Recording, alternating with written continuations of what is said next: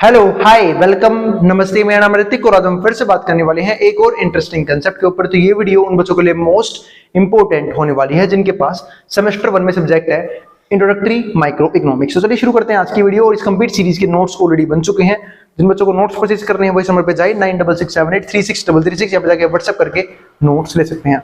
अब आते हैं आज के कंसेप्ट के ऊपर। तो आज का हमारा कंसेप्ट है वो है lesson number 5 elasticity of demand and supply के बारे में। यानी कि चैप्टर हमारा पूरी तरीके से खत्म हो चुका है, इसके हर एक कंसेप्ट हो चुके हैं। सिर्फ मैं न्यूमेरिकल करवाने आया हूं आज की वीडियो जहां पे हम बात करेंगे इलास्टिसिटी ऑफ सप्लाई के न्यूमेरिकल्स के बारे में।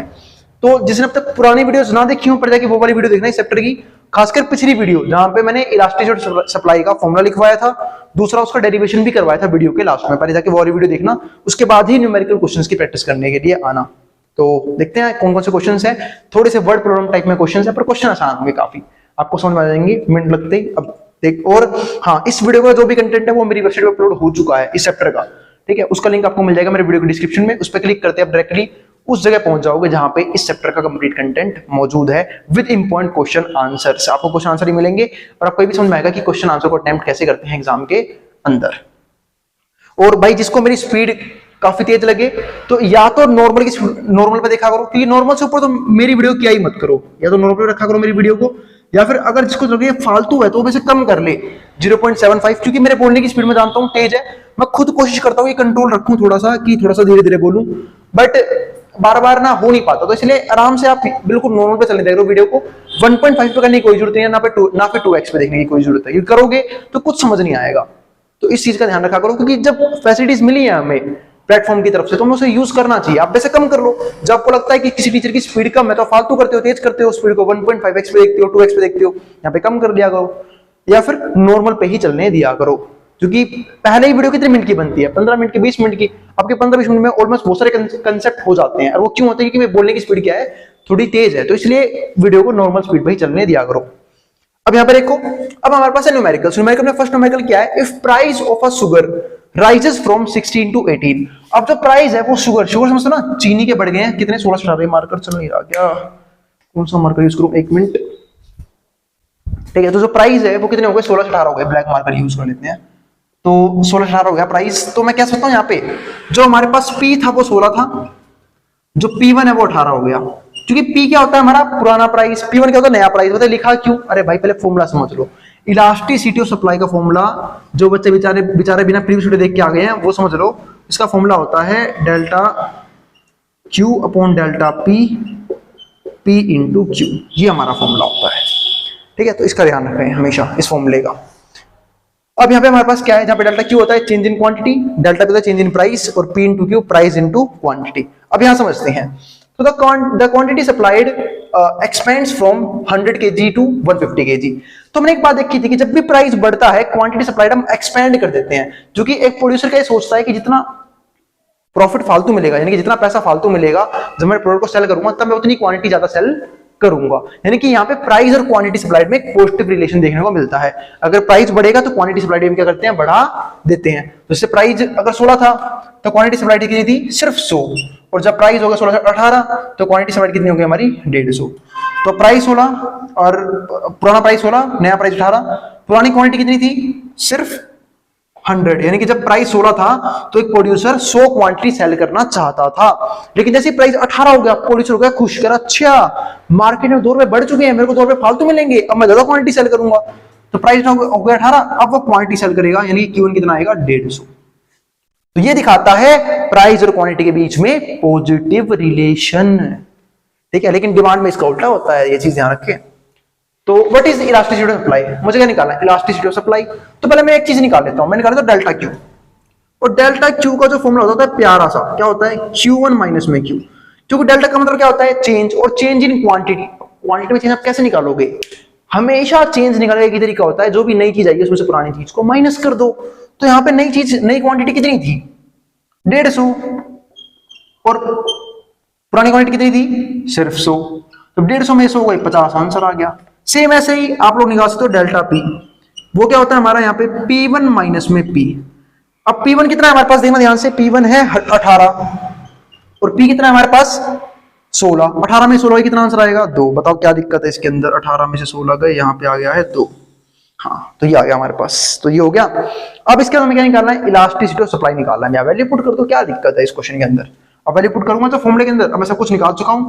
डेल्टा क्यू आया मेरा 50, डेल्टा पी कितना आ गया, डेल्टा पी आया 2, मल्टीप्लाई में पी कितना हमारे पास, पी है 16, ध्यान से पुट करना वैल्यूज बस, पी है 16 और क्यू कितना हमारे पास, क्यू है 100। अब देखो ध्यान से, 50 से हमारा 100 कट गया, 100 कितने पे कटा हमारा, यहाँ पे 100 कट गया हमारा 2 पे, है ना। 2 2 से कितना होता है 4, 4 से क्या 16 4 पे, यानी कि 4 आया। अब ये 4 क्या है हमारा, इलास्टिसिटी ऑफ सप्लाई। बस ये इतना आसान क्वेश्चन था हमारा, इलास्टिसिटी ऑफ सप्लाई आ चुका है 4। तो किया कुछ नहीं, मुझे फॉर्मूला पता था, वैल्यू पुट करी, ठीक है, बीच में मैंने 2 वैल्यूज निकाल ली है, वैल्यू पुट करी, मेरा आंसर आ गया, ठीक है। तो इलास्टिसिटी ऑफ सप्लाई पॉजिटिव होने का मतलब पता है क्या होता है, और ये आता इस वजह से क्योंकि यहाँ पे पॉजिटिव रिलेशन होता है प्राइस और क्वांटिटी सप्लाइड के बीच में। आपने देखा होगा जब हम इलास्टिसिटी डिमांड निकालते हैं ना, वहां पे नेगेटिव आता है, उसका रीजन क्या है, क्योंकि वहां पे प्राइस और क्वांटिटी में नेगेटिव रिलेशन होता है, प्राइस बढ़ता है क्वांटिटी कम हो जाती है डिमांड के केस में, और जब प्राइस कम होता है क्वांटिटी बढ़ जाती है, तो उस वजह से वहां पे नेगेटिव आता है। अब अगर मैं इसका एक क्वेश्चन देखो, ये वाला क्वेश्चन इंपॉर्टेंट है भाई, थोड़ा सा इंपॉर्टेंट लगाना इस क्वेश्चन को, थोड़ा सा इंपॉर्टेंट लगाना, ठीक है। इंपॉर्टेंट क्यों है वो समझाता हूं आपको। देखो इसमें क्या लिखा हुआ है, at a price of ₹8 per unit, per unit का प्राइस ₹8 है, quantity supplied of a commodity is 200 unit, तो 200 यूनिट सेल होगी। तो मैं समझ गया, जब प्राइस 8 था यानी कि मेरे पास इनिशियल प्राइस 8 है, इनिशियल क्वांटिटी कितनी है मेरे पास 200। अब हुआ क्या, अब आगे देखते हैं क्या हुआ, क्यों क्वेश्चन थोड़ा सा टिपिकल है।